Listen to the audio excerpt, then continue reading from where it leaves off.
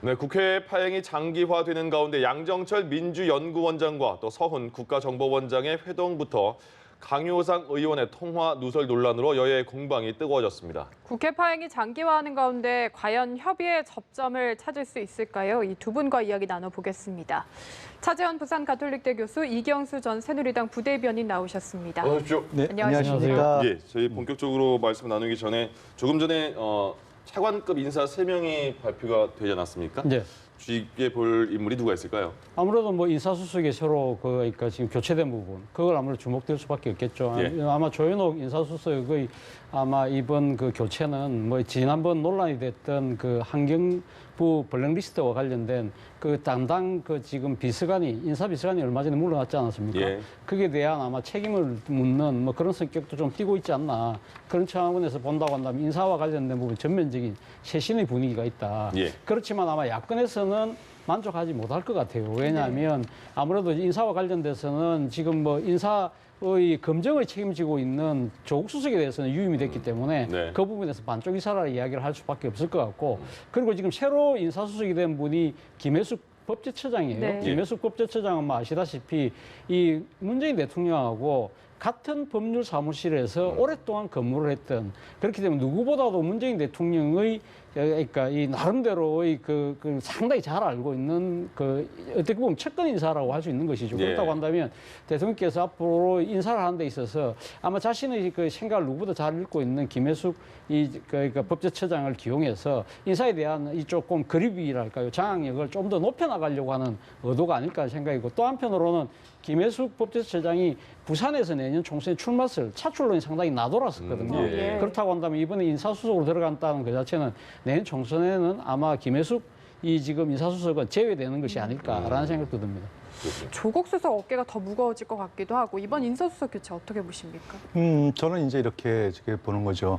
일단 그 문재인 정부 출범 들어서 무려 14차례나 국회에서 청문회 그 청문 보고서가 채택되지 않은 상태에서 통과되는 사례가 생겼어요. 예. 그럼 이제 어떻게 이제 일부 언론에서는 이제 뭐 또 야권에서는 뭐 인사 참사 얘기까지 이렇게 나오는 실정인데 그러면 인사 참사에 대해서 어떻게 이걸 바꿔나갈 것인가 하는 문제가 생기면 이제 크게 두 가지죠. 첫째는 처음 인사할 때부터 제대로 된 사람들을 이제 추천하는 방법이 있고 네. 또 하나는 검증 과정에서 이제 철저하게 하는 그 경우가 있는데 검증 과정에서 한다는 건 사실은 한국 이 지금 시스템상에 좀 문제는 좀 있는 것 같아요. 그렇다면은 아마 이번에는 그래서 조국 수석에 대한 어떤 아까 차 교수님 말씀하신 대로 조국 수석에 대한 어떤 책임은 조금 뒤로 미루고 예. 가장 중요한 것은 인사풀을 좀 넓혀보자는 그런 의도가 있을 것 같아요. 너무 지나치게 이제 한간에 나오는 뭐 코드 인사에 대한 비판이 많이 나오니까 예. 이번에는 자기 측근을 인사 비서관으로 수석으로 이렇게 옮기면서 대통령께서 아마 폭넓게 주문하실 것 같아요. 꼭 이제 이렇게 뭐 주변뿐만 아니라 널리 인사를 구하는 아마 그런 형태로 좀 기대해 볼 만한 아마 의미가 있지 않나 이렇게 생각해 봅니다. 먼저 양정철 원장과 서훈 원장이 만나서 저녁 식사를 한 부분에 대해서 공방이 굉장히 뜨겁거든요. 먼저 두 분께 이 만남을 어떤 성격으로 규정을 해야 되는지 한 문장으로 일단 듣고 그 가지들은 저희가 네. 듣는 것도 괜찮을 것 같은데요. 저는 뭐 한 문장으로 표현하면 잘못된 만남. 잘못된 만남. 예, 가수 김건모가 불렀던 예. 잘못된 만남의 가사 한 멘트가 생각나는데요. 예를 들면 그렇게까지만 듣겠습니다. 예, 잘못된 만남. 알겠습니다. 알겠습니다. 예. 그리고 박사님은요? 한 줄이 아니고 세 줄인데요. 예. 영화에는 금지된 장난이라는 영화가 있습니다. 가수 김경호 노래에는 금지된 사랑이라는 노래거든요. 예. 이번 것은 금지된 만남이다. 결국은 똑같네요. 알겠습니다. 그 다음부터 이제 시작하도록 하죠. 예, 풀어나가 보겠습니다. 그러면 이제 잘못된 만남 이게 두 가지로 나누는 것 같은데 사적 만남이다 아니면 총선 개입이다 이렇게 공방이 치열하지 않습니까? 네. 그러면 먼저 사적인 만남이고 양 원장 지인들과 사적인 만남이고 오히려 비밀 회동을 하려고 했으면 강남 한복판에서 만났겠냐 이런 말을 하거든요. 예, 뭐 양정철 원장 입장에서는 그렇게 충분히 이야기할 수 있을 것 같습니다. 네. 그렇지만 앞서 제가 잘못된 만남이라고 그랬잖아요. 예. 그러니까 김건모 씨의 그 잘못된 만남 가사에 이런 말이 나와요. 즐거운 시간을 보내며 함께 어울렸던 것일 뿐 그건 그런 만남이 어디부터 잘못됐는지 이런 말이 나오는데 어디부터 즐거운 시간을 잘못됐느냐? 보내면, 예. 제가 생각했을 때는 여당의 그 싱크탱크잖아요. 예. 내년에 총선을 그러니까 전략을 기획하고 지휘할 수 있는 사령탑이 양정철 원장이에요. 네. 그렇다고 하면 지금 만나는 상대가 누굽니까? 지금 과거 정치 개입 논란이 상당히 많았던 이 지금 정보기관의 장이거든요. 예. 그 두 사람이 만났기 때문에 이 또 시점이 지금 총선을 10개월 정도밖에 안 남은 상태에서 만났다. 아무리 사적인 만남이라고 하더라도 상당한 억측이 나올 수밖에 없다. 그리고 두 번째는 지금 문재인 정부가 출범하고 나서 강력한 의지를 표명했던 것이 국정원의 국내 정치 개입에 대한 예. 상당한 의지를 표명하지 않았습니까? 예. 그런 상황에서 여당의 지금 총선을 기획하고 지휘할 수밖에 없는 양정철 원장과 아무리 사적 만남을 맺었다고 하더라도 이것은 또 다른 논란을 낳을 수밖에 없다. 그래서 지금 사실 이번 정부가 출범하고 나서는 국정원이 정치하고는 상당히 거리가 떨어지면서 말 그대로 이 지금 대북 정보나 대외 정보의 이 기관으로서 위상을 잘 정립해 나가고 있는데 딴 사람도 아니고 그 기관의 장이 이런 정치적 시비에 한가운데 말려버리면 그러면 지금 이 정치 개입하지 말라는 그러니까 기관장의 영이 제대로 설 수 있는 것인가? 예. 그리고 그런 의문이 들고요. 세 번째는 또 이겁니다. 지금 앞으로 지금 국정원이 해야 될 일 중에 하나가 남북 관계 개선을 위한 여러 가지 또 이 지금 정책들을 추진해야 되잖아요. 예. 그러면 앞으로 약간 남북 관계 뭔가 획기적인 안을 국정원을 중심으로 추진이 됐을 때 이 부분에 대해서 야당이 뭐라고 이야기하는가? 저거 총선용 아니냐? 저거 양정철 원장의 아이디어네? 이런 식으로 정치적인 공격을 자초할 수 있는 그런 빌미를 줬다는 겁니다. 예. 이런 측면에서 보면 정말 잘못된 만남이라는 거죠. 그래서 잘못된 만남이라고 하셨는데 금지된 만남은 한층 더 강화된 표현인 것 같아요. 아, 그렇습니까? 자, 우리가 이제 흔히 이제 이런 자, 할리우드 영화를 보시면은요, 이제 대통령이 납치된 영화도 있었습니다. 그리고 뭐 미션 임파서블 같이 이와 같은 뭐 미국의 CIA가 개입해가지고 뭐 무슨 사건들이 벌어졌는데 딱 한 가지 CIA 국장이 납치했다는 그런 영화는 하나도 없어요. 예. 그건 왜냐면은 CIA 국장이라는 그 자체가 매우 비밀스럽고 그 다음에 심지어는 어떻게 움직이고 얼굴을 자주 내모리는 것도 사실 금기 사항이거든요. 그런데 저는 많은 언론에서 양정철 원장에 대해서 문제가 있다라고 분석을 하시는데 저는 예. 거꾸로예요. 양정철 원장은 누구라도 만나야 됩니다. 예. 하지만 서훈 국정원장이 양정철 원장을 만났다는 저는 거기에 방점을 두는 거예요. 이건 잘못된 거다. 예. 국정원장은 사적인 모임이라고 지금 양철 원장 얘기했었습니까? 국정원장은요, 그 순간 되는 원장에 취임하는 순간 사적인 공간은 자기 가족밖에 없어야 돼요. 이게 멸사봉공입니다. 예. 그런데 하다못해 옛날에 김만복 원장 같은 경우에는 자기 고등학교 동창 모임에 갔다가 여러분으로부터 문매를 받았어요. 이거 왜냐하면 국정원장에는 절대 사적인 게 있을 수 없다. 왜? 국가 정보를 쥐고는 최고의 책임자이기 때문에 그렇습니다. 그런데 서훈 원장이 아무리 사적인 것이라 하더라도 그것도 해배 대상이 또 여당의 또 연구원장이고 예. 이것은 절대로 해서는 안 되는 글자대로 절대 돼서 안 되는 것 같다 했기 때문에 저는 이것을 금지된 만남이다 이렇게 분석을 했습니다. 초반에 이 보도를 네. 취재한 더 팩트인가요? 거기서는 단독 회동이었다 이렇게 네. 말을 했는데 보니까 언론이 중견 언론인 한 명까지 포함돼 있었던 것 같아요. 그 언론인도 입장을 낸 것 같은데 전혀 정치적인 얘기는 없었다 네. 이렇게 말을 하고 그렇게 말을 했었는데 그 세 명의 모임을 지금 일단 국정원장은 네. 사적인 만남이 없어야 된다 이렇게 말씀하셨는데 그런 만남 어떻게 보십니까? 뭐 지금 일단 이혜원 의원, 그러니까 국회 정보위원장을 맡고 있는 이혜원 의원이 오늘 그 언론 인터뷰에서 뭐라고 이야기를 했냐면 네. 원래는 세 명이 만났지만 그 아마 동석했던 언론인은 두 사람이 모임 파악이 전 1시간 전쯤에 먼저 나갔다. 그래서 9시 40분부터 한 10시 40분, 1시간 동안 두 사람이 독대했다는 이야기가 있다고 예. 지금 주장을 하고 있기 때문에 이 부분이 과연 두 사람이 따로 만남이 있었는지 여부는 아마 조금은 좀 그러니까 파헤쳐 봐야 될 대목이 있는 것 같고요. 예. 그리고 이와 관련해서 양정철 원장이 이런 이야기했어요. 일가 이후의 삶에 대해서 너무 나를 이렇게 좀 그렇게 하는 거 좀 지나치지 않느냐는 이야기를 하면서 황색 예. 저널리즘 이야기를 했는데 예. 자 그렇다고 한다면 근데 왜 우리 그 언론들이 양정철 원장의 그럼 일가 이후의 시간에도 상당히 주목을 하느냐? 저는 이와 관련해서 우리나라 속담 하나를 소개해드리고 싶은데 네. 뭐냐면 이 지금 자라보고 놀란 것은 소뚜껑 보고도 놀란다는 이야기가 있어요. 예. 그러니까 우리가 바로 전임 정권 때 비선실세였던 최순실 씨 국정농단 때문에 대통령의 측근 실세라고 불리는 사람들의 이 그런 여러 가지 행태에 대해서 언론이 주목할 수밖에 없는 상황이라는 겁니다. 그렇다고 한다면 양정철 원장 입장에서는 이러한 이 자신의 부적절한 만남 자체에 대해서는 제가 생각했을 때는 일단은 잘못됐다고 이야기를 하는 것이 맞는 것이고요. 일가 이후의 나의 삶에 대해서 그러니까 개의치 말라는 식으로 이야기한다는 부분은 저는 좀 이 국민들이 지금 대통령 측근과 실세에 대해서 느끼고 있는 이런 감정하고는 조금 눈높이하고는 안 맞는 해명이 아닐까라는 생각이 듭니다. 예. 박사님께는 서훈 국정원장을 좀 더 여쭤보고 싶은데 앞서 설명한 내용을 보면은 비밀스럽게 움직여야 한다는 건 알겠는데 이게 국회 정보위원장과 만나지 못할 정도로 그렇게 어려운 자리인가도 궁금한데요.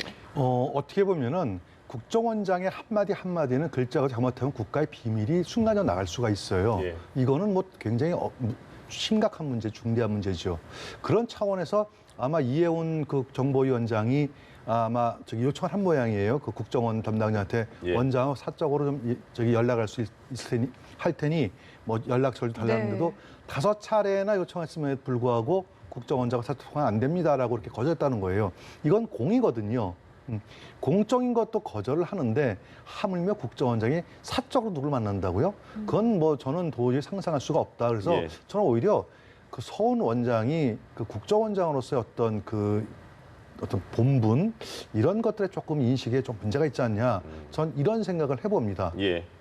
자, 그리고 그 양정철 원장과 서훈 원장에 이렇게 만나게 되니까 네. 둘이 굉장히 친하구나 네, 이런 네. 얘기가 많이 나오잖아요. 네. 그런데 친했던 뭐 모임이 있다고 좀 보도에 나오더라고요. 네, 네. 재수회라고. 재수회, 예. 재수회가 뭡니까? 뭐 아시다시피 문재인 대통령이 2012년도 대선에 도전했다가 낙선하지 않았습니까? 그 뒤에 그때 당시 그 대선 캠프에 참여했던 사람들 중심으로 해서 예. 그러니까 문재인 당시 후보를 재수를 시켜서 그리고 5년 뒤에는 반드시 당선시키자. 그래서 재수회라고 대통령 재수. 재수회를 예. 만들었다고 그래요. 예. 사실 문재인 대통령이 당시 과거 그러니까 후보 시절 그리고 또 야당 대표 시절에 문재인 당시 야당 대표를 중심으로 해서 세 그룹의 모임이 있었거든요. 예. 예를 들면 아까 방금 이야기했던 재수회도 있지만 또 심천회라는 모임도 있습니다. 심천회는 네. 주로 이 2012년도 대선 당시에 이 좀 학자 출신들 중심으로 해서 모아졌던 것이고 그리고 또 2017년 조기 대선 과정에서 또 말 그대로 이거 실무진 참모 그룹들 그를 중심으로 했던 것이 광흥창 팀인데 예. 이 재수회는 이 심천회와 강흥창 팀을 다 아우르는 그런 성격을 갖고 있다고 그래요. 그렇다 보니까 강흥창 팀을 사실상 이끌었던 양정철 원장도 그러니까 지금 그 재수에 들어가는 것이고 예. 그리고 심천에 몸을 담았던 서훈 원장도 재수에 같이 들어갔다. 그렇다고 하는데 두 사람은 상당히 어떻게 보면 당시 그러니까 지난 야당 시절에 5년간의 그런 고초를 같이 겪으면서 상당히 동기적 우애를 나눈 사이다. 그런 측면에서 본다고 한다면 예. 뭐 한 끼 밥 안 먹는 거는 뭐 그 정부군이 용인할 수 있지 않느냐는 이야기를 할 수 있는데 예. 그에 대한 부적절한 그 이유는 제가 미리 다 설명을 드렸습니다. 알겠습니다. 어쨌든 두 분 모두 이 만남 자체는 좀 부적절했다고 보시는 것 같아서 그러면은 이 언론 보도에 대한 이야기를 하고 싶거든요. 사실 양정철 원장이 굉장히 부정적으로 이야기를 했어요. 왜 이렇게 사적인 것까지 보도가 돼야 되냐. 이 부분은 어떻게 보십니까? 그 언론의 사명이잖아요. 언론은 취재를 위해서는 어떠한 경우도 합니다. 과거 이제 뭐 제가 알고 있는 지인들 뭐 수없이 많은 언론인들 많이 접촉했지만 예. 이 언론인들은 특히 정치권 정치부 기자 같은 경우에는 아예 어떤 그 정치도자 같으면은 집에 상주하기도 하고 심지어 만났다가 만약에 좀 무리하게 심지어 저한테도 새벽 2시, 3시에 전화해가지고 어떻게 된 겁니까 하고 물어볼 정도로 그래서 잠도 못 잘 힘드셨겠어요. 그런 경우도 상당히 많이 있거든요.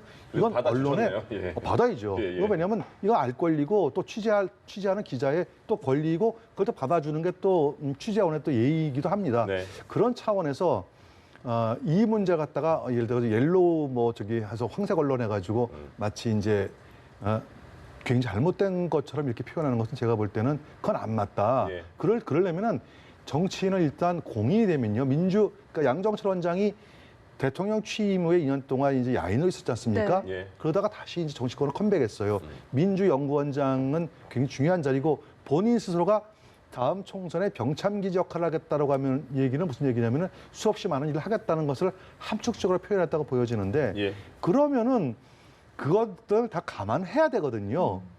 그러나 더군다나 본인의 일거수일투족은 항상 대통령의 측근이라고 하는 어떤 닉네임이 붙어 다니기 때문에 늘 조심해야 되고 늘 주의 깊게 해야 되는데 예. 그것을 갖다가 본인의 그 주의력은 산만하게 된 그것을 언론 탓으로 돌리는 것은 제가 볼 때는 그건 맞지 않다. 이렇게 보여집니다. 알겠습니다. 총선을 1년 남긴 이 시점 그리고 본인의 신분을 봤을 때는 적절하지 않은 만남인 것 같다 이렇게 말씀을 하셨습니다. 그리고 야당도 굉장히 많은 비판을 내놨는데 일단 먼저 야당의 입장을 듣고 얘기 이어가겠습니다. 정보 실세의 장입니다. 결국 최대의 정보 관권 선거가 시작된 것 아닌가 하는 강한 의심을 지우기 어렵다는 말씀을 다시 한번 드립니다. 총선을 불과 10개월 앞둔 민감한 시기에 국정원장이 여당의 총선 전략을 책임지는 대통령의 최측근과 장시간 만남을 가진 것은 국정원의 정치 개입 시비를 자초하는 부적절한 처신입니다. 예. 네, 어쨌든 야당 원내대표 이야기를 네. 들어보면은 지금 총선을 얼마 남겨두지 않은 시점이다. 이 시점에 좀 네. 문제를 두는 것 같거든요. 그렇다면 야당 주장대로 좀 의도가 있다. 만남 자체. 이건 어떻게 보십니까? 저는 뭐 문재인 정부가 출범하면서 앞서도 이야기했듯이 국정원의 그러니까 국내정치 개입이라는 그러니까 잘못된 이 그 고리를 완전히 끊겠다는 그 의지가 상당히 강합니다. 예. 그리고 특히 이 그 문재인 정부 이전에 노무현 정부 때도 사실 국정원이 상당히 정치와 거리를 두도록 했던 것이고요. 그리고 또 문재인 대통령이 출범하고 난 뒤에 국정원을 말 그대로 해외 정보기관으로 만들기 위해서 관련된 법안을 지금 국회에 지금 제출해 놓은 상태입니다. 네. 그리고 지금 그 전에 이때까지 그 국회를 비롯해서 그 정부 각 부처에 출입하던 그 정보관 IO들 다 지금 다 철수시켰지 않습니까? 그러한 걸 봤을 때는 저는 뭐 양재철 원장이 이야기하는 것처럼 정치적 개입을 그러니까 총선에 뭔가 국정을 활용하려고 하는 의도는 저는 별로 그렇게 의심하지는 않습니다. 그러나 예. 이 야당의 입장에서는 충분히 의심할 수 있는 사안인 것이죠. 바로 그 때문에 지금 아무리 아니라고 이야기하더라도 그 빌미 자체는 양정철 원장과 서훈 원장이 제공한 것이 맞다고 한다면 예. 이 부분에 대해서는 그 지금 그러니까 우리는 뭐 사적 만남이라고 이런 식으로 이야기할 것이 아니라 제가 생각했을 때는 국정원에서라도 정보위 개최를 자청을 해서 서훈 원장이 정보위에 나와서 그날 무슨 일이 있었고 어떤 의도로 만났는지를 명명백백하게 예. 이야기하는 것이 맞다. 정보위를 열어야 한다고. 그렇죠. 보시는 여정부위를 열어서 그러니까 국정원이 저는 그것을 오히려 자청을 해서라도 예. 사실은 이런 문제 때문에 이런 인연 때문에 만났고 그때 이야기가 왔던 이런 것이다. 국민들한테 보고할 의무가 있다고 저는 생각합니다. 그러니까 이거에 대해서 야사당들은 대부분 어느 정도 뭐 차이는 있겠습니다만은 비판을 하고 있잖아요. 지금 말씀하신 것처럼 정보위를 열어야 된다. 그런데 이게 어떻게 봐야 됩니까? 한국당 때문에 그 정보위원장이 이해운 바른미래당 의원인데 이해운 위원장이 한국당 때문에 못 열고 있다. 보이콧해서 국회로 안 들어와서 어떻게 됩니까? 그거는 대단히 잘못된 그 해석이신 것 같아요. 예. 이해운 위원장 해석이. 예. 왜냐하면 패스트트랙 태울 때 자유한국당 포함해서 패스트트랙 태웠나요? 아니잖아요. 그거 여당하고 야삼당이 나머지 자유한국당을 제외한 야삼당이 해서 패스트트랙 통과시켰지 않습니까? 근데 정보위 하는데 한국당 때문에 못 온다? 그거는 제가 볼 때는 좀 안 맞는 것 같고 다만 이제 자유한국당 입장에서 볼 때는 지금 국회 정보위를 열어서 원포인트로 해가지고 정보위원만 참석할 수도 있겠죠. 예. 하지만 전체적인 틀에서 지금 황교안 대표와 나경원 원내대표를 중심으로 해서 대외 투쟁을 하고 있는데 내세우는 국회 등원에 커다란 전제가 있지 않습니까? 일단 정부 여당의 사과, 예. 특히 이제 여당의 사과죠. 사과를 하고 그 다음에 또 하나는 서브로 얘기한다면 대통령과의 1대1 영수회담을 하게 되면은 들어가겠다라고 하니까 아마 그 점이 선결되지 않는 한 원포인트 정보위원회 개최되더라도 자유한국당은 아마 참여하지 않을 가능성이 매우 높다고 보여집니다. 근데 예. 앞에 보면은 북한 미사일 동향 보고할 때는 그 부분만 참석을 했었거든요. 한국당 위원들이. 보이콧 근데 하더라도. 이번은 예. 안 할 거라고 근데 이제 이 보시는 부분은 건가요? 이제 좀 애매한 부분이 있어요. 예를 들어가지고 저는 이제 정보위원회를 열어가지고 예. 서훈 국정원장이 적극적 해명을 하실 거예요. 아마 해야 되겠죠. 한다 하더라도 총선에 개입했다는 얘기를 할 수 있겠습니까? 단 한마디도 없고 그냥 이제 어떻게 보면은 면죄부 주는 그런 정보위원회 될 가능성이 매우 높아진다는 것 때문에 예. 자유한국당에 막 참여하지 않을 가능성이 매우 높을 것 같습니다. 예. 다만 한 가지 이번 모임에 아마 어떤 언론인 한 분이 참석하셨던 것 같아요. 예. 근데 이제 그 언론인이 누구냐 해가지고 지금 보도에 난 거 보니까 조금 이제 친정부, 친여 성향의 언론이다. 근데 아까 재수회 말씀하셨는데 재수회 이 사람이 또 재수회냐? 그건 재수회는 아닌 것 같아요. 예. 그러면 이거 글자가 대로 이상하다. 차라리 재수회에 어떤 세 분이 만났다면은 뭐 사적이다 할 수 있는데 친여 성향의 언론인까지 포함됐다? 그러면은 정부, 여당, 언론 이거 뭔가 정말 이상하다라는 이와 같은 합리적인 의심을 할 수밖에 없지 않느냐 이런 생각이 들기 때문에 예. 아마 자유한국당에서는 굳이 그 어떠면 정보위원을 열어가지고 면죄부를 주는 것에는 아마 참여하지 않을 것이 그럴 가능성이 높아져 보여집니다. 알겠습니다. 자, 그리고 나서 이 더 팩트가 동영상까지 공개를 하지 않았습니까? 네. 동영상에 뭐 서훈 원장, 양정철 원장 그 식사 자리에서 나와서 인사하고 헤어지는 그런 장면까지 다 공개를 했습니다. 그러면 여기서 지적되는 부분이 이거더라고요. 국정원장의 동선이 이렇게 네. 쉽게 노출되는 게 맞냐? 네. 어떻게 보십니까? 저도 좀 이해가 잘 안 되더라고요. 제가 한 20년 전에 제가 그때 그 통일부 출입기자 할 때 네. 예. 당시 국정원장하고 외부에서 우리 통일부 출입기자들하고 식사를 한 적이 있어요. 예. 예. 그래서 제가 조금 일찍 갔는데 일찍 가서 깜짝 놀랐어요. 그러니까 국정원장 경호팀이 와서 예. 그 식당을 완전히 뭐 사사치 때 뒤지더라고요. 그러고 나서 나갈 때도 보니까 이 당시 국정원장의 동선이 노출되지 않도록 완전히 커버해서 데리고 모시고 나가더라고요. 그런 걸 보면서 저는 이 장면 보고 그동안 상당히 우리 안보 환경이 상당히 좋아졌나? 이렇게 이 지금 국정원장이 지금 더 팩트라는 이 지금 그 언론사에서 차량, 예. 취재 차량에서 저렇게 지금 촬영하고 있는데 어떻게 경호팀이 저 주변에 만약에 불순한 의도를 갖고 만약에 보고 있다고 한다면 충분히 불상사가 일어날 수 있는 그런 상황이잖아요. 예. 그렇다고 한다면 저런 걸 어떻게 저렇게 그 경호팀은 저걸 놓쳤을까 이런 생각도 들고 또 한편으로는 지금 뭐 양정철 원장은 뭐 강남에서 이렇게 상당히 뭐 꿀릴 게 없기 때문에 이제 다 노출했다고 하지만 그건 양정철 원장의 입장에서 이야기하는 거고 예. 우리나라 어떻게 보면 국가안보의 나름대로 이거 상당한 중책을 맡고 있는 국정원장의 입장에서 본다고 한다면 저는 상당한 허술한 그 부분을 내보인 것이 아닌가 이런 부분을 본다고 한다면 이 부분에 대해서는 국정원 내부에서도 아마 자체 점검이 있지 않을까 있어야 되지 않을까 생각이 드네요. 예. 국정원 직원들이 취재 차량 근처까지 왔는데 별다른 조치가 없었다고 합니다. 역시 문제가 있다고 보시는 거죠? 그럼요. 아까 뭐 최 교수님 말씀하신 대로 국정원장은 아까 제가 뭐 헐리우드 영화까지 제가 예를 들었지만 절대로 동선에 노출돼서는 안 되는 게 국정원장입니다.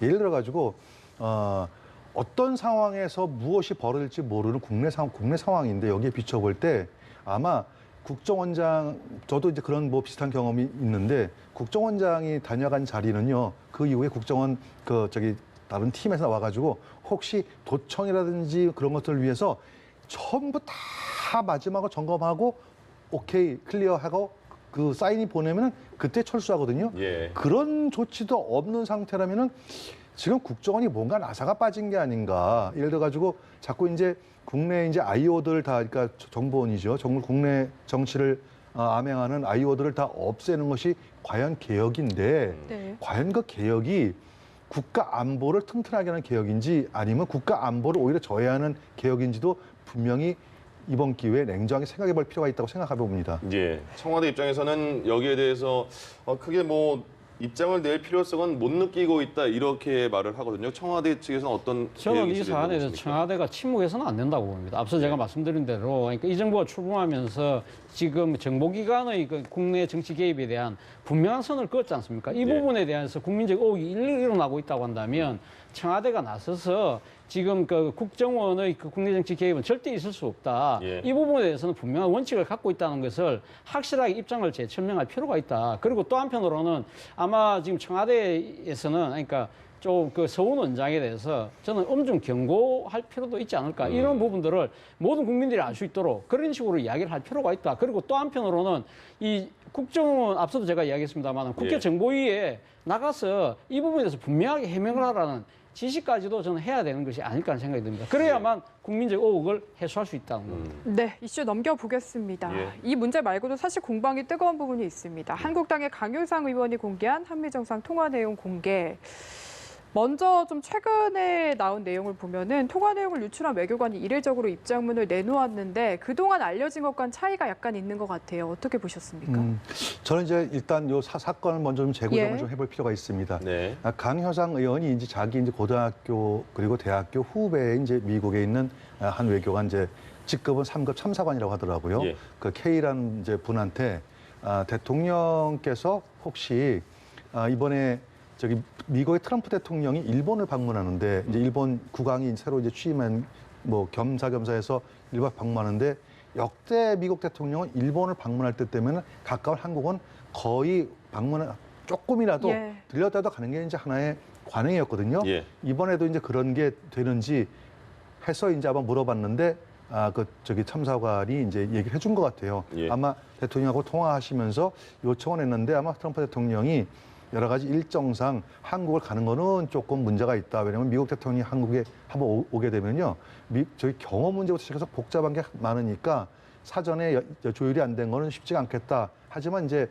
그 요청한 건 사실이다 그러는데 강효상 의원이 이 부분을 마치 우리 대통령이 트럼프 대통령한테 한국에 꼭 와달라라고 뭐 빌었다, 무료 외교로 표현이 뭐 됐죠. 굴욕적으로 빌었다라고 이렇게 해석한 게 좀 문제라고 보여져요. 저는 그 해석은 대단히 잘못된 해석이라고 보여집니다. 왜냐하면은 대통령 간에 이제 통화할 때는 의례적으로라도 이번에 뭐 한번 언제 한번 오시죠? 한번 우리도 사이날 그러잖아요. 언제 예. 만납시다. 밥 한번 먹시다. 예. 똑같이 그렇게 얘기할 수 있어요. 근데 이거를 굴욕외교라고 한 것은 좀 문제가 있다. 다만 이 문제가 발생을 했는데 저는 굉장히 여기 두 가지가 이제 문제가 있다고 보여집니다. 첫째, 예. 이제 이것을 기자회견을 한 강효상 의원한테 대통령 간의 통화 내용은 상급 비밀이기 때문에 이제 문제가 있다 해가지고 고발했다래요. 이거 상급 비밀 맞습니까? 첫째 의문. 예. 네. 두 번째 의문은 그 참사관 같은 경우에는 입장문도 내놨지만 예를 들어가지고 그분이 입장문 낼 때 이렇게 냈어요. 강효상 의원 같은 경우에는 한미 외교의 어떤 그런 문제를 잘 오해를 하시는 분이 굉장히 많다. 우리 대통령이 적극적으로 미국 대통령하고도 초대도 하려고 했고 외교적 노력을 충분히 했다. 근데 마치 그런 외교적 노력을 안 하는 것 같아서 그게 안타까워서 그걸 확인해 준 것뿐이다. 예. 저는 오히려 그 외교관을 벌을 줄 것이 아니라 징계할 것이 아니라 상을 줘야 된다고 생각을 해요. 적극적으로 야당 의원한테 그게 아니다. 우리 예. 대한민국 대통령 외교는 이런 거다 하고 알렸는데 그게 무슨 비밀이라고 그걸 노출했다 그래가지고 징계위원회를 연다? 지금 정부가 거꾸로 하는 게 아닌가 저는 그런 생각이 듭니다. 이거에 대해서 바로 받아주시죠. 네. 저는 조금 동의하기 힘든데요. 예. 사실은 지금 오늘 강효상 의원이 이런 이야기를 했습니다. 그러니까 지금 이 정부가 지금 아까 막 고위 외교관 K씨를 네. 그러니까 현 정권이 억울한 희생자를 만들고 있다고 하는데 과연 진짜 억울한 희생자를 만든 사람이 현 정권일까요? 저는 그렇게 생각하지 않습니다. 결국은 강효상 의원의 자신의 정치적 의도, 목적 때문에 자신의 그 고교 후배, 대학 후배를 어떻게 보면 지금 어떻게 꼬드겨서 예. 거기서 취득한 정보를 갖고 정치적으로 악용한 거잖아요. 근데 사실은 이러한 부분들이 앞서 말씀하신 것처럼 상급 비밀이냐 아니냐 그걸 논란을 차치하고라도 과거 보수 정권에 몸담았던 이 외교 전문가들의 이야기를 한번 들어볼 필요가 있다는 겁니다. 예, 예. 지금 반기문 유엔 사무총장 같은 경우 뭐라고 이야기했습니까? 불행한 일이다. 안 될 일이다. 해서는 안 될 일이라고 이야기를 했고요. 그리고 지금 또 김숙 전 유엔 대표부 대사 같은 네. 경우도 그 이야기했지 않습니까? 자신의 정치적 목적 때문에 자신의 후배를 억울하게 희생양 만들었다고 강하게 질타하고 있습니다. 예. 그리고 또 이명박 정부 시절에 이 당시 청와대 외교안보수석을 지냈던 천영우 외교안보수석 같은 경우는 이거는 지금 어떻게 보면 대한민국을 사실 어떻게 보면 국제적으로 외교적으로 망신을 시키고 특히 미국과의 신뢰관계를 흔들 수 있는 일이라는 거 아닙니까? 바로 네. 그 때문에 이러한 것을 그냥 딴 사람도 아니고 보수 정당인 한국당이 이러한 부분들에서 마치 강효상 의원을 잘한 것처럼 두둔하는 것은 절대 안 된다는 것입니다. 예. 책임 있는 정당으로 해서는 안 될 일이다. 차라리 당장 강효상 의원을 어떻게 해야 된다고 그랬습니까? 출당해야 된다고 이야기했습니다. 이런 걸 본다고 한다면 제가 생각했을 때는 외교 전문가들이 그런 이야기를 한다는 것 자체는 이 사안이 얼만큼 잘못됐다는 것을 누구나 다 알고 있다는 것이죠. 지금 잘 설명을 해주셨는데 사실 보수 성향의 외교관 출신들이 비판을 굉장히 하고 있거든요. 그런데 한국당은 당 차원에서 어쨌든 강효상 의원을 두둔하고 있고 지금 어떻게 좀 풀어가야 된다고 보십니까? 예, 이거예요. 지금 소개 언급해 주신 대로 많은 외교 전문가들이 잘못됐다고 얘기를 하지 않습니까? 예. 잘못됐는데 뭐가 잘못됐냐 이거예요. 그 얘기는 해석을 잘못했다는 뜻이에요. 우리 대통령께서 미국 트럼프 대통령한테 방안을 요청한 거는 그건 그저 외교적 노력입니다. 예. 근데 그거를 마치 우리 대통령이 굴욕적으로 뭐 애거를 했느니 복거를 했느니 이런 식으로 표현한 것 그거 자체가 국익에 도움이 안 된다는 것입니다. 예. 그게 잘못됐다는 것이지 예를 들어가지고 지금 이 사안 자체가 비밀이기 때문에 만약에 이것이 법적으로 문제가 된다는 그런 뜻은 아니에요. 아, 예를 들어 가지고 군사 기밀 우리나라 법을 제가 다 봤거든요. 네. 또 법률 전문가한테 자문도 구해봤어요. 예. 이 문제 때문에. 네. 그랬더니 군사 기밀 보호법은 존재합니다. 거기에 보면은 1급, 2급, 3급 비밀이 있는데 뭐 국가 안보에 아주 치명적인 저해는 1급, 현저한 저해는 2급, 예. 상당한 저해는 3급이다 이렇게 돼 있는데 지금 대통령끼리의 통화 내역이 어느 상급 비밀이라는 그 법률 근거가 하나도 없어요. 그럼 예를 들어 가지고 만약에 우리 대통령께서 전화를 했는데 그거를 그 다음 날 이제 청와대 대변인이 백브리핑을 했어요 기자들한테. 예. 그거 비밀 누설입니까? 아닙니까? 그러기 때문에 이거를 비밀 누설 차원이다, 징계 차원이다라고 할 것이 아니라 청와대는 분명히 한 사실이 있다. 예. 그건 외교적 노력이다. 근데 그거를 악의적으로 해석을 하는 것이 강요상은 잘못됐다. 외교 전문가들도 이건 잘못이다. 오히려 국익에 도움이 안 된다. 그런 차원으로 봐야지 이것이 법률 위반이고 범죄 행위다. 이렇게 몰고 가는 것은 본말을 전도하고 잘못하면 나중에 법적 공방에서 오히려 거꾸로 정부에게 불리한 결과 나올 때는 그때 어떻게 하겠느냐. 이걸 말씀드리는 겁니다. 이 3급 기밀이라는 거는 이미 그 발표가 나오는 거 아닙니까? 네. 공식적으로 나오는 거죠. 그렇죠. 근데 그거를 지금 그거에 대해서 근거가 있는지는 모르겠다니까 그거는 다시 그렇게 확인이 좀 아마 이 필요해요. 부분에 예. 대해서 지금 그러니까 오늘 외교부가 그러니까 지금 해당 지금 외교관과 강효상 의원에 대한 또 고발 조치를 했습니다. 그 앞서는 민주당이 또 강효상 의원에 대한 예. 고발 네. 조치를 했기 때문에 예. 아마 이거는 법정에서 아마 다툴 문제가 아닐까 하는 생각이 듭니다. 예. 물론 뭐 그 전에 또 검찰이 기소를 해야 되겠지만 제가 생각했을 때는 아마 기소할 가능성이 상당히 높고 그렇다면 법정에서 이 부분은 논란이 되겠죠. 그러나 우리가 이 사안을 상식적으로 한번 판단해 보자는 겁니다. 지금 천정우 아까 수석 그 이야기를 조금 더 인용을 하면 이런 이야기를 합니다. 국제사회에서 대한민국은 상종하지 말아야 될 국가로 만든 행위다. 그거는 예를 들면 정상 간에 이 대화가 시시콜콜하게 다 노출되는 상황이라고 한다면 예. 누가 신뢰를 갖고 그 속내를 털어놓으면서 이야기를 할 수 있겠냐는 겁니다. 특히 이번 정상과의 그 대화가 누굽니까? 딴 사람도 아니고 미국의 대통령입니다. 지금 예. 또 그리고 이 비핵화라는 아주 중요한 그 상황을 지금 눈앞에 두고 있는 상황입니다. 이런 상황에서 미국이 나름대로 지금 북한에 대한 어떠한 걸 하겠다는 이야기들이 시시콜콜하게 다 나가는 상황이라고 한다면 예. 말 그대로 한미 간의 신뢰가 무너지는 거 아니겠습니까? 그렇다고 한다면 그것은 무엇보다도 한미 간의 그 동맹이 우리 국가 안보의 근간을이라고 강력하게 외쳐왔던 자유한국당 입장에서는 이거야말로 당의 어떻게 보면 이 그 정체성과 이익에도 맞지 않는 부분이거든요. 그렇다고 예. 한다면 이러한 부분들을 단순하게 야당 의원에 대한 정치 탄압이라고 이야기할 수 있을까요? 저는 제가 생각했을 때는 자유한국당은 공당이라고 한다면 이거 우리 강효상 의원이 잘못한 겁니다. 이 부분은 우리가 따로 조치하겠습니다. 그러면서 국민들에게 사과를 하는 것이 저는 맞다고 생각합니다. 그러니까 지금 이 박사님께서는 이 해석의 문제다라고 말씀하셨는데 지금 차 교수님께서는 해석의 문제보다는 어쨌든 기밀 사항인데 정상 간의 대화 자체를 그 내용이 어떻더라도 그거를 밖으로 보내는 게 말이 되냐 이런 말씀이시잖아요. 그렇죠. 상식적 예. 차원에서 판단해야 예. 되는 거죠. 그러니까 그러면 하나 궁금증이 드는 게 강효상 의원이 이제 말씀하신 페이스북에 글을 올렸는데 이렇게 올렸습니다. 자, 미국 대통령을 오라고 초청하는 것이 상식이지 그게 기밀이냐 이렇게 말을 했습니다. 그러면 굳이 왜 강효상 의원은 이 그냥 상식적인 일을 기자회견까지 하면서 이렇게 말을 했을까요? 그러니까 그게 이제 정치적인 이제 그 저기 욕심이 앞선 거예요. 예. 잘못된 겁니다. 욕심이다. 예, 그거를 우리 흔히 아까도 말씀드렸지만 흔히 대통령께서 할 수 있어요. 한번 일본 가시는 길에 한국도 한번 오시겠느냐? 권유할 수 있는 거. 근데 아마 좀 일정이 안 맞아서 좀 어려울 것 같다. 그러면 그걸로 끝나는 부분인데 네. 그거를 뭐를 굴욕적으로 오라고 초청을 했다라고 하는 해석하는 건 그건 대단히 잘못된 거죠. 다시 말해서 그 정치적인 목적이 너무 앞서다 보면은 국가의 이익을 아까 차 교수님 말씀하신 대로 잘못하면 그게 대한민국이 늘 뭐 강대국이나 특히 미국이나 뭐 대통령께 항상 굴욕적인 자세를 취했다 그렇게밖에 볼 수 없지 않습니까? 네. 이렇게 해석하는 건 매우 부적절하고 잘못된 겁니다. 다만 이것이 그게 이제 중대하게 지켜져야 될 기밀인지 아닌지 그것에 대한 해석은 별개라는 말씀을 드리고 예. 다만 이 부분을 침소봉대를 해서 어떤 정치적인 목적을 얻기 위해서 이제 기자회견을 했는데 나중에 이제 문제가 발생하니까 이제 본인이 이제 일단 한 자락 접은 거 아니겠습니까? 한 자락 접었는데 그럼에도 불구하고 정확하게 볼 건 볼 필요가 있다. 예. 저는 그 말씀을 드리는 겁니다. 알겠습니다. 네, 어쨌든 민주당은 오늘도 계속해서 강한 비판을 이어가고 있거든요. 이해찬 대표가 이런 이야기를 했습니다. 듣고 추가적으로 이야기 나눠보겠습니다. 강효상 의원은 개인의 영달을 위해 한미 정상의 신뢰를 훼손하고 굳건한 한미 동맹까지 경쟁의 도구로 삼았습니다.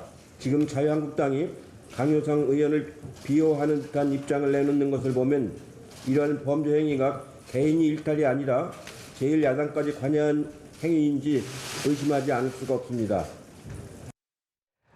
그러니까 이해찬 대표 이야기를 들어보면 네. 이게 강효상 의원 개인이 일탈한 게 아니라 네. 당 차원에서 뭔가 모의를 했을 수도 있다는 거잖아요. 이건 좀 근거가 있다고 저는 뭐 보시나요? 당 차원에서 모의를 했다고보다는 아마 강효상 의원의 그런 그러니까 이 지금 정치적 폭로에 대해서 아마 자당 소속 의원이다 보니까 일단 두둔하고 보자는 사전에 그런, 뭔가는 예, 없었을 사전에 것이다. 있었다고 저는 뭐 그렇게 저는 뭐 지레짐작으로 하기는 좀 힘들 것 같고요. 예. 아마 그러니까 이제 자유한국당 입장에서는 지금 장애 투쟁을 강경하게 하고 있는데 이러한 것 때문에 자당 소속의 의원에 대해서 나름대로 질책을 한다는 그 자체가 오히려 보면 이게 대전선에 뭔가 균열이 생길 수 있다. 예. 아마 그런 생각을 한 것 같아요. 그러나 앞서도 제가 말씀드린 대로 지금 그 천정훈 수석 같은 경우는 이런 이야기를 하거든요.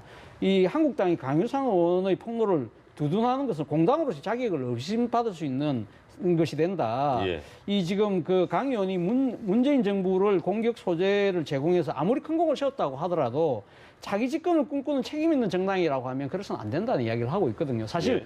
강효상 의원이 왜 저는 폭로를 했을까요? 저는 개인적인 정치적인 상당한 나름대로의 포석이 있었다. 예를 들면 강효상 의원은 지금 아주 그 언론사 출신, 아주 기자 출신이지 않습니까? 예. 그러면 아무래도 자신이 예를 들면 정보통, 국내통, 뭐 그런 그러니까 뭐 국제통 이런 식의 주목도를 받고 싶어하는 정치적 가시욕이 아마 분명히 작용했을 것 같고 예. 그리고 지금 또 이 강효상 의원이 초선이긴 하지만 지금 비례대표 의원입니다. 그러니까 앞으로 향후가 없다는 것이죠. 그렇다고 하면 이번 차제에 자기 지역을 어떤 식으로 자기 지역으로 공고히 굳혀야 될 정치적 필요성이 있었던 것이고 예. 또 강효상 의원이 바로 앞선 이 홍준표 당대표 체제 때 당대표의 비서실장을 했어요. 그러면 지금 한교안 대표 체제가 들었으면 예. 본인 입장에서는 지금 10개월 뒤에 총선이 있는데 네. 한교안 대표의 눈에도 뭔가 좀 띄어야 될 필요가 있다. 이런 여러 가지를 고려해서 정치적 무릇을 둔 것이 아닐까. 예. 그렇다고 한다면 그 의도가 만약에 제가 추천한 대로 맞다고 한다면 그럼 자유한국당이 이런 식으로 놓으면 안 되는 것이죠. 그런데요. 예. 물론 이제 이 건에 대해서 이해찬 대표가 말씀하신 대로 자유한국당이 전체적으로 이제 어떤 사전에 어떤 뭐 토의가 된 예. 내용이냐 예. 그건 아닐 거라고 저는 분명히 보여집니다. 강효상 의원의 개인적인 견해가 맞아요.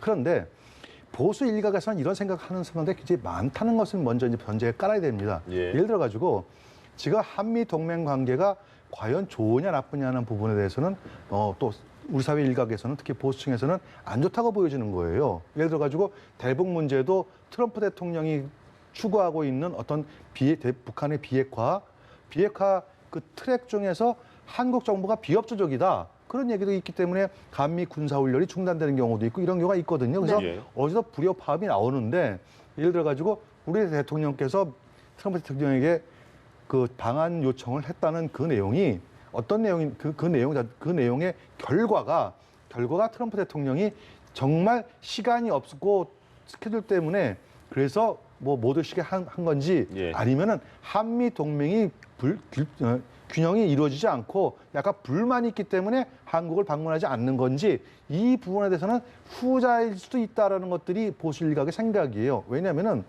역대 미국 대통령이 일본을 방문할 때 한국을 건너뛴 게 딱 한 번 있어요. 제가 정확하게 기억하는데 그때는 한미 관계가 좀 안 좋을 때였거든요. 네. 그걸 제외하고는 일본 방문하면서 한국 건너뛴 게 거의 없는데 이번에 일본 방문하면서 트럼프 대통령이 더군다나 비핵화라고 하는 커다란 문제를 앞두고 그다음에 대중국 압박을 앞두고 한미일 삼각 체제를 공고해야 되는 이 입장에 한국을 건넸다. 이거는 분명히 어떤 트럼프 대통령이 한국 정부에 대해서 좀 불만이 있는 게 아니냐 이런 해석이 있기 때문에 강효상 의원이 저렇게 좀 과도한 해석이 할 수 있는 근본 배경이 아닐까 이렇게 보여집니다. 한국당 입장에서는 약간 말씀 잠깐 하셨겠지만은 좀 부담스럽지 않을까요? 어떻게 이렇게 처리를 해야 될지? 예, 뭐 앞서도 제가 말씀드렸습니다만, 그러니까 한국당은 상당히 보수 정당이잖아요. 예. 무엇보다도 국익과 또 뭐 이런 이 지금 그 안보 이런 측면에서는 상당히 초당적 외교를 그 앞장서서 외쳤던 정당이거든요. 예. 특히 지금 이 관련된 나라가 미국이라고 한다면 한미 동맹을 근간으로 해서 대한민국 안보가 유지돼야 된다는 것을 가장 그 소리 높여 외쳐온 정당이 이 한국당이라고 한다면 이 부분에 대해서는 잘못된 건 잘못됐다고 이야기를 해야죠. 예. 그 부분에 대해서는 저는 한국당이 지금 현재 취하고 있는 자세에서 180도 바뀌어야 된다. 그리고 이와 관련해서 조금 더 아쉬운 대목은 한국당 내에서 왜 내부 비판의 목소리가 이렇게 안 나올까? 예를 들면 보수 정권에 몸담은 또 외교 전문가들은 잘못됐다고 이야기하는데 지금 한국당 내에서 윤상현 의원 빼고는 예. 다들 입을 다물고 있다는 겁니다. 아마 예. 모르긴 몰라도 한국당 내에서 합리적인 생각을 갖고 계신 분들은 이거 잘못됐는데 라고 생각을 하고 계실 거예요. 그러나 내년 총선 그리고 당의 급격한 우경화 이런 것 때문에 다들 말문을 닫고 있는 것이 아닐까. 이것은 오히려 한국당에게 큰 어떻게 보면 정치적 부담으로 작용될 수 있다는 겁니다. 마지막으로 하나만 짧게 여쭤볼게요. 예. 이번 문제가 외교부 기강회의 문제로까지 번지고 있거든요. 강경화 장관 어느 정도 책임 소재가 있다고 보십니까? 네, 강경화 장관에 좀 문제가 있다는 보여져요. 왜냐하면은 사실은 문재인 정부 출범 이후에 강경화 장관이 존재감이 과연 있느냐 없느냐는 외교가에 엄청나게 많은 그 목소리가 좀 있거든요. 예. 특히 최근 들어가지고 외교부 실수가 얼마나 많습니까? 예를 들어가지고 말레이시아 가가지고는 인도네시아어로 인사하게끔 한 외교적 실수, 그때 구겨진 태극기 문제, 그 다음에 최근 베트남에 있는 그 대사관에 탈북민들이 가서 도와달라고 했는데 외교부는 그 대사관에서는 모른 척하는 바람에 다시 쫓겨가는 이와 같은 외교부의 실책들이 이게 그냥 단순하게 실수다 하기에는 너무나 지나치게 장관의 장악력, 다시 말해서 장관에 대한 존경심, 예. 그다음에 조직에 대한 충성심 이런 것들이 기강이 해해진 게 아니냐. 그러면 이 부분에 대해서는 강경화 장관이 일정 부분 책임을 질 수밖에 없다. 이런 생각을 해봅니다. 네, 알겠습니다. 이경수 전 새누리당 부대변인, 차재원 부산 가톨릭대 교수 두 분과 얘기 나눠봤습니다. 고맙습니다. 네, 잘 들었습니다.